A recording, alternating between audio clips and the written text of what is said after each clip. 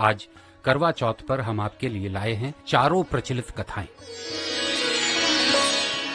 करवा चौथ की पहली कथा। एक समय की बात है, अर्जुन नीलगिरी पर्वत पर तप करने के लिए चले गए। द्रौपदी अर्जुन के इस मुश्किल तप से चिंता में थी। उन्हें डर था कि अर्जुन के दुश्मन इसमें रुकावट पैदा कर सकते हैं।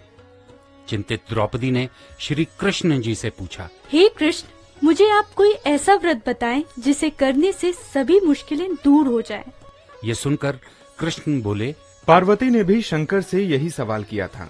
तब शंकर ने जो पार्वती से कहा था वही मैं तुम्हें बताता हूँ।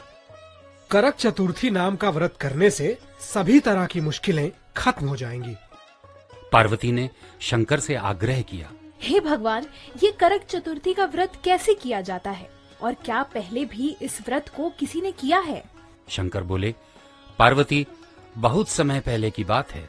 स्वर्ग से भी सुंदर शुक्रप्रस्थपुर नाम का एक शहर था, जिसमें वेद शर्मा नाम के ज्ञानी ब्राह्मण अपनी पत्नी लीलावती के साथ रहा करते थे। उनको महापराक्रमी 7 बेटे और संपूर्ण लक्षणों से युक्त वीरवती नाम की एक बेटी हुई। बेटी की शादी का सही समय आया तो वेद शर्मा ने एक वेद शास्त्र के ज्ञाता विद्वान ब्राह्मण से उसकी शादी करा दी। इसके बाद वीरवती ने अपने भाइयों की पत्नियों के साथ गौरा का व्रत किया। फिर कार्तिक कृष्ण चतुर्थी के दिन व्रत कर शाम में स्नान के बाद सभी ने भक्ति भाव से वटवृक्ष की तस्वीर बनाई। इसके नीचे शंकर, गणेश और कार्तिकेय के साथ साथ पार्वती का भी चित्र बनाया और ओम नमः शिवाय इस मंत्र तथा गंध, पुष्प और अक्षत आदि से गौरी जी की पूजा की। फिर शिव जी, गणेश जी और सदानंद का अलग अलग पूजन करती हुई अक्षत दीपक के साथ 10 करवा और गेहूं के आटे, गुड़ के बने हुए पकवान को अर्पण कर अर्घ देने के लिए चांद निकलने का इंतजार करने लगी। इस बीच वीरवती भूख और प्यास से बेहोश होकर गिर पड़ी। उसके भाई परेशान हो गए। उन्होंने वीरवती को उठाया। बहन के प्रेम में एक भाई वटवृक्ष पर चढ़ गया। जलती लकड़ी से उसने ऐसा छलावा किया जैसे चांद निकल आया हो। वीरवती ने उसे ही असल चांद मान लिया, अर्घ दिया और खाना खा लिया। इस तरह व्रत के दूषित हो जाने के कारण उसका पति मर गया। अपने पति को मरा देखकर वीरवती ने एक बार फिर से शिव जी की पूजा की। ये पूजा बिना कुछ खाए 1 साल तक की। साल के खत्म होने पर उसकी भाभियों ने करक चतुर्थी का व्रत किया। वीरवती ने भी पूरे विधि विधान से व्रत किया।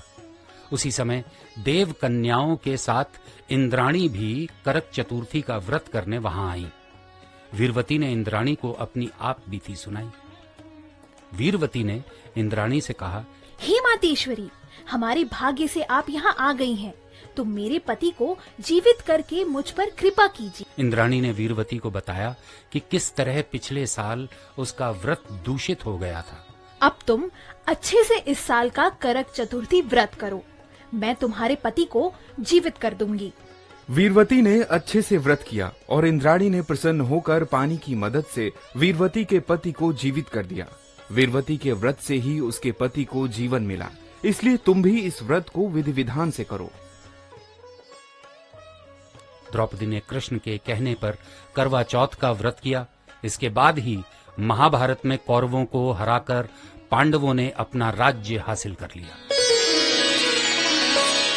करवा चौथ की दूसरी कथा। एक समय की बात है, एक साहूकार था जिसके 7 बेटे और 1 बेटी थी। सातों भाई बहन एक साथ बैठकर खाना खाया करते थे। एक दिन कार्तिक की चौथ का व्रत आया तो भाई बोला, आओ बहन, खाना खाते हैं। बहन बोली, आज करवा चौथ का व्रत है, चांद उगने पर ही खाऊंगी। बहन को भूखा देख एक भाई ने दिया जलाया और दूसरे भाई ने छलनी लेकर उसे ढका। ये नकली चांद दिखाकर बहन से कहने लगा, चल, चांद उगाया है, अर्घ दे ले। बहन ने अपनी भाभियों से अर्घ देने को कहा तो उन्होंने जवाब दिया, तुम्हारा चांद उगा होगा, हमारा चांद तो रात को उगेगा। बहन ने अकेले ही अर्घ दे दिया और खाना खाने लगी। पहले कौर में बाल आ गया, दूसरा कौर उठाया तो पता चला उसमें कंकड़ है, और तीसरा कौर मुंह की ओर किया तो उसके ससुराल से संदेश आया कि उसका पति बहुत बीमार है। साहूकार की पत्नी ने जब अपनी बेटी को विदा किया तो कहा, रास्ते में जो भी मिले उसके पांव छूना, और जो कोई सुहाग का आशीष दे तो अपने पल्ले में गांठ लगाकर उसे कुछ रुपए देना। रास्ते में जो भी मिला उसने उसके पैर छुए, लेकिन यही आशीष मिला कि तुम 7 भाइयों की बहन हो, तुम्हारे भाई सुखी रहें और तुम उनके सुख देखो। सुहाग का आशीष किसी ने भी नहीं दिया। वह ससुराल पहुंची तो दरवाजे पर उसकी छोटी ननद खड़ी थी। वह उसके भी पांव लगी तो उसने कहा, सुहागन रहो, सपूती हो। यह सुनते ही उसने अपने पल्ले में गांठ बांधी और ननद को एक सोने का सिक्का दिया। भीतर गई तो सासू ने कहा कि पति धरती पर पड़ा है। साहूकार की बेटी पति के पास जाकर उसकी सेवा करने बैठ गई। समय बीतता गया और मार्गशीर्ष की चौथ आ गई। करवा ले, भाइयों की प्यारी करवा ले। साहूकार की बेटी ने कहा, हे माता, आपने मुझे उजाड़ा है तो आप ही मेरा उद्धार करें। आपको मेरा सुहाग देना पड़ेगा। तब चौथ माता ने बताया कि पौष की माता मुझसे भी बड़ी है, उसे ही सब कहने